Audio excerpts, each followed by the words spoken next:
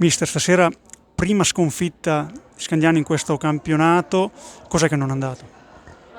Ma dopo 3 minuti non è andato più niente, è stata una squadra presuntuosa, alcuni di noi non sono neanche mai scesi in campo con la testa e con tutto il resto, quindi è la dimostrazione di una squadra che non merita di essere là in cima, perché qualcuno ha già pensato che è tutto facile, è tutto dovuto, invece devono capire che c'è da lottare, come gliel'ho detto sempre, fino a un fondo, e si deve lottare di squadra, che secondo me, oltre ai meriti del Tiene, che è stato bravissimo, ha giocato benissimo e bravissimo, ne ci deve far riflettere una cosa, che un allenatore mette in campo un giocatore di 14 anni e sta in campo, dà tutto, si muove bene, con grande voglia. Questa è una lezione di umiltà per tutti quelli che pensano di essere dei giocatori.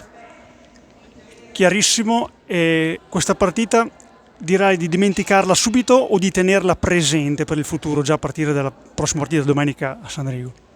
No, le sconfitte vanno tenute ben presenti, capito? Ma io l'avevo detto già durante il giro d'andata, ricordatevi che noi prenderemo 1 o 2 partite, perché è normale, nella normalità, ma è una questione di atteggiamento, di come si perdono. Perché noi siamo una squadra che abbiamo vinto la maggior parte delle partite di un gol di differenza, lottando fino in fondo. Qua c'è gente che ha mollato dopo 3 minuti, non va bene, questo è un atteggiamento che a me mi fa imbestialire. Comunque andremo avanti tranquillamente, ho detto io ancora questi 3 mesi e l'obiettivo io non me lo scordo, si va anche contro tutti, io gioco anche con ragazzi di 14 anni. Grazie, mister. Prego.